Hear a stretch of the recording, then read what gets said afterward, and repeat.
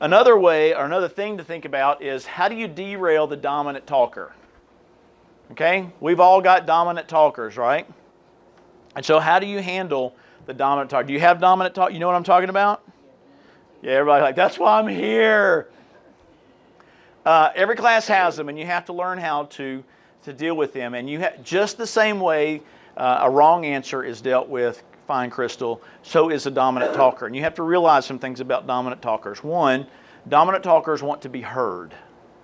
Okay? They want to know that they're heard, and they want other people to know that they're heard, because it kind of validates them. It says something about their security that they have in themselves. So understand that and approach it with kid gloves like that. So let me encourage you a couple ways to do that. A couple ways I do that.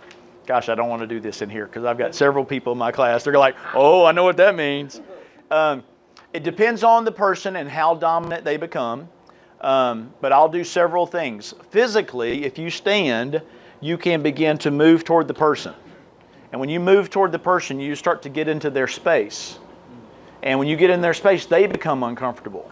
Okay, so physically you can do that. I can start moving toward John, and John knows, and like, okay, I'm wrapping this up. Or I can do just the opposite. I can be here, and let's say we're talking right here. He becomes dominant. I can start moving back over toward my podium, because that means what?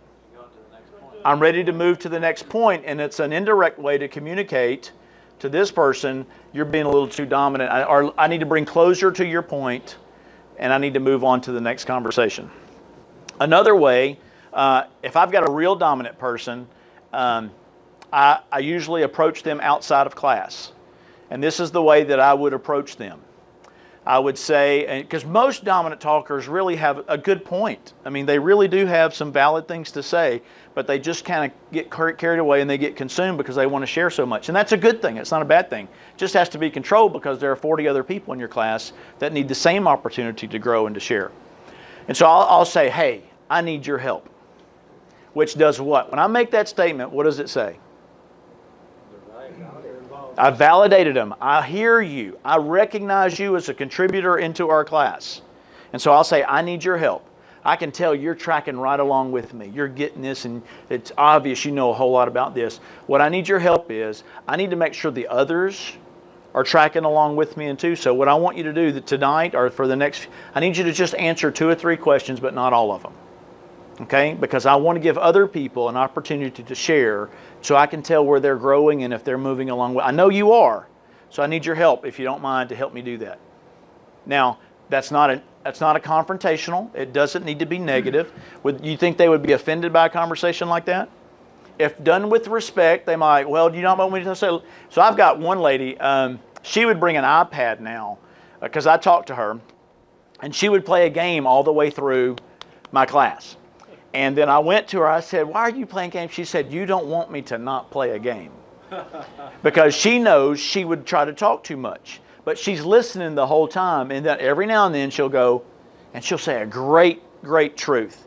But it's a way for her to be captivated and not so focused that it feels like she has to have this urge to raise her hand. So we laugh about it at times. But I've done that with several people, and so far, one of 2 things will happen. They'll comply and they get along and they understand, or they'll move on to another class. Or I'll tell them, your class is open. And they need, no, I'm just kidding. You know, they need a teacher over here, and I think you would be great. No, I'm just kidding. I would not do that. But there's a way in which we can handle that and manage that. But you've got to anticipate it. You've got to make sure that, and at times, I'll even approach people in the class that can help me as well, because they can participate and they can go and they can. And sometimes if that person, I've had that conversation, I'll go, okay, you got 2 times. Hey, I just need a short answer. And I've not offended them because I've already had this conversation with them. And then honestly what that does too, what happens if this guy is the person that keeps dominating the conversation? What's everybody else feeling about this person? Yeah, would you shut up, right? Right? And so when I address this person publicly, what do they know about me? I'm aware of it. He's addressed it. And so this is still a safe environment. I didn't embarrass him. And so it's still within and safe space for everybody, and they know that, okay, I don't have to leave here because this person's going to just continue to dominate and dominate. I think there's the other side of the question is that sometimes the most discerning, most mature person in the class does not respond at all. Mm-hmm. My wife is typical. She's her father's a pastor. She's grown up in the church. She's been teaching class for years, teaching women's Bible class. Had 70 in one women's Bible class, and she knows the answers all the time. And she will not respond because she does not want to be that dominant person. Mm-hmm. Sometimes when nobody responds, I have to say, "Well, Janet, what do you think?" And sometimes you have to do that. And sometimes people don't get it. And you just got to make sure you walk with that. If it gets that bad, give me a call and work on it together. Okay, Will? How did you phrase that again to your dominant person here about you've answered twice? How did you phrase that again? I would say, okay, Rob, that's, hey, third time. Let's make sure we give everybody else a chance. Or, hey, Rob, I want to hear from some other people. You're like, oh, okay. Because it'll remind him of my conversation. Or I'll go, hey, short answer. And usually everybody knows it's a 2-minute answer.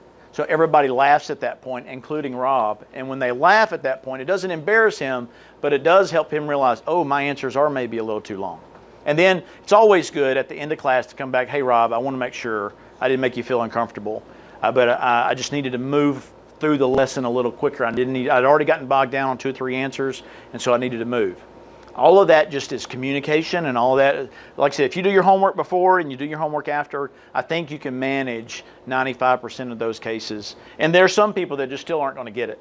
And then at that point, you realize I'm not going to offend them if I control them in the classroom. And so learn how that. I mean, you're just not going to offend them, or you already would have. So do what's best for the big group, not to ask them to leave, but to say, hey, I need you to, and you can just do that. And they get it because they've already had this conversation and prior stuff with you as well. Great questions, though. And it's not an easy situation. I'm not making light of it. It's not easy ever. But again, by writing good questions, you're able to control even your dominant speakers. And you can always go before class and say, hey, man, I got some questions that I really want to hear from before class ever begins, so you can anticipate it going from there. All right, a couple things specifically about questions. You need to avoid closed-ended questions. A closed-ended question means a question that you ask that doesn't call for a discussion, it calls for an answer. And this is what I mean. When I get in the car with my 16-year-old daughter and I ask this question, how was your day? Is that an open-ended or a closed-ended question? Closed-ended. Okay, why is it a closed-ended question? Depends on the daughter. Some daughters will rattle off for a long, long time. Okay, well, every detail. That's right. Let me go over a son. If I got in the car with my 18-year-old son and said, how was your day? What's he going to say? Okay. Okay, fine. I'm good. It was all right. And we're done. And you're waiting for more because you wanted to really know, hey, tell me how your day was today. That's a bad question. Tell me what you did today that was different. Hey, did you have, sometimes I'll ask my, hey, whose life did you bless today? It's cause for them to do a little thinking, and it still may be, well, how did you do that? They may say, my teacher, I gave her a thing. Well, then how do you think that made her feel? And see how it starts to dig down a little bit. But closed-ended questions tend to just give a yes-no answer or a true-false answer, and it doesn't allow for more processing and thinking to take place in the class. Avoid leading questions. And leading questions are, do you think Jesus really wants us to forgive people? Okay, we just read a passage that said forgive people. Leading them is conditioning them that this is really not worth my time to answer this question. And so don't ask a question that's so simple that anybody can answer it. You're wasting your time. You can make it in a statement. Now we know that Jesus wants us to forgive people, but how do you think we do that in the workplace? You see the difference there? One digs a little deeper and now they got to think, I know I'm supposed to, how do I do that? Because I'm really ticked off at my boss right now. I got a coworker who stabbed me in the back. I don't know how I forgive them in the workplace. That question took it a little deeper than just leading them to, yes, I should forgive people. That's what we call a Sunday school answer. We know those things. Avoid rhetorical questions. Now what I mean, a rhetorical question is a question that you are asking and you don't want an answer. Don't ever ask a question you don't want to answer to. Craft your stuff in a way that where you can get an answer, because, again, you're not the focus. The learners are, and you want to take them on a journey, not just talk about a subject that you may be familiar with. But avoid rhetorical questions. Avoid simplistic questions. Did Cain kill Abel? I mean, simple questions. So how many days was it that God created the earth? Avoid simplistic. They're like, this is not work. They want to be challenged. They may have to be conditioned to be challenged, but avoid simplistic questions at that point. Use conceptual questions. Like I asked earlier, how do we forgive somebody at the office place when we've been offended? Or how do you forgive somebody who trashed you on social media? Well, this is how you do it. All of a sudden all these things come up. I know how to get them back. That's right.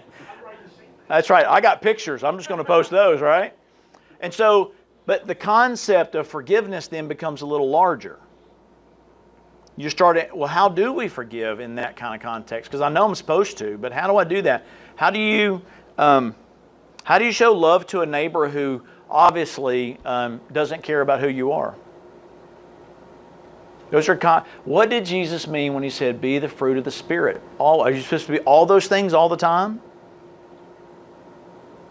Well, they're written in singular form, so how am I supposed to be all the... If I'm not one of the... Those aren't like gifts of the Spirit? No, they're very different than gifts of the Spirit. The fruit of the Spirit is very... And you see the concept. You're trying to dig a little deeper in what does this thing actually look like and apply. Use subjective questions. Subjective questions are questions where you really want to hear how people feel about things. How do you feel when? Blah, blah, blah, blah, blah. And then you start to learn things. Now, sometimes what I'll do, understand this, some of your questions through these little micro questions that are in here, are not designed for this target, but they're designed for next week's target. Because I know next week we're going here. And I need to get some information before I decide how I'm going to get to here. Does that make sense? Your subjective questions start to get people, how do they feel about things? And then I can craft the next week's lesson, or I can on the fly adjust where I'm going with the target to make sure that I have appropriately hit on what I need to hit on based on the answers that they're sharing. But subjective is more what I feel versus just truth that's there, okay? So let's do a little test here. This could be a question. What is the most exciting experience you've ever had? Is that closed? No, it's not. It's very open-ended, right? And so what could their answer be? What's the most exciting experience you've ever had? When I met my wife. You met your wife. Baptism. Baptism. Mission trip. All the spiritual answers when we're at church. Because we think, yeah, racing, there we go. Super Bowl, right? Skydiving, that's right. But what if you really wanted to know this? This. Think about your salvation experience. How did you find the Lord? Because see the difference in the questions? If I were to just hey, today we're going to talk about salvation. We're going to tell me the most exciting experience you've ever had. Like how I came to know Christ, or since I've been a Christian. You see the vagueness of that?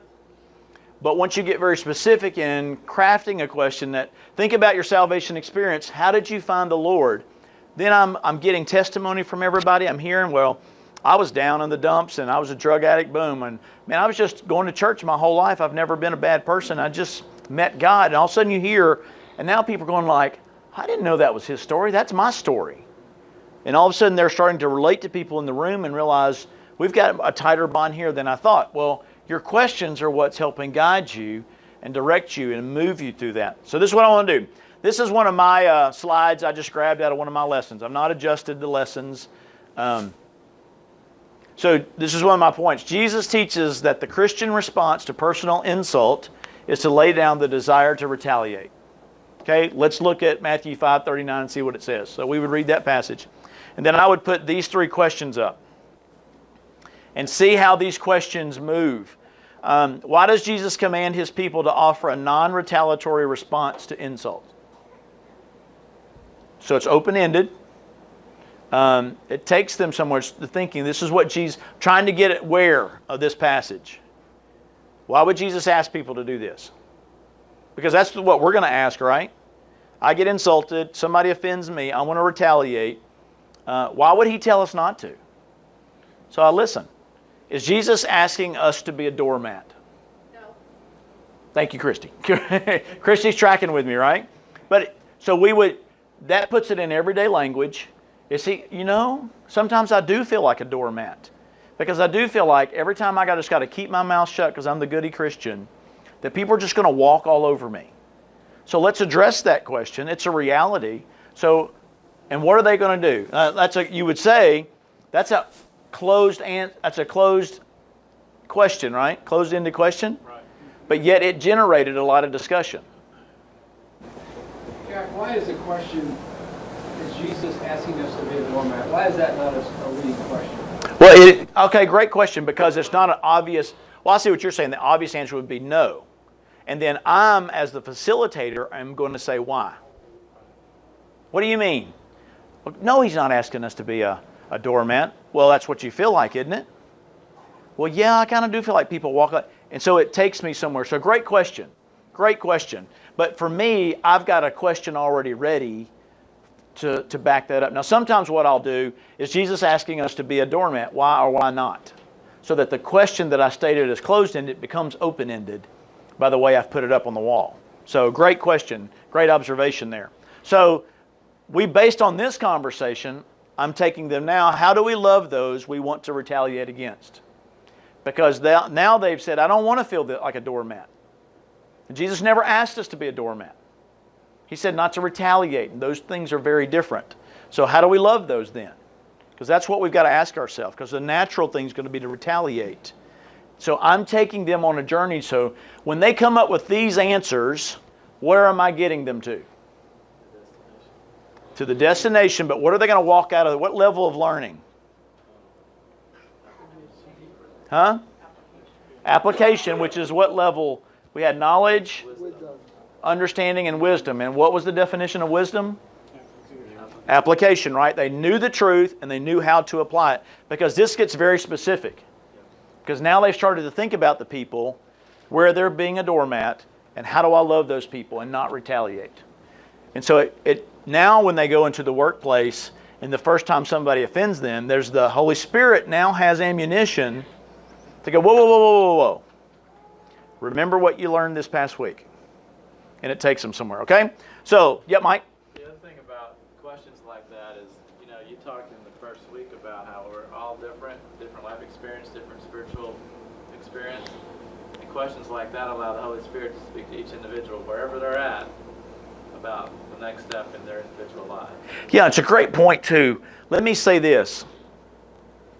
Having a debate in a class because of the questions you've asked is a very good experience. I like somebody to go, wait a minute, Jack. That's just not practical. There's no way.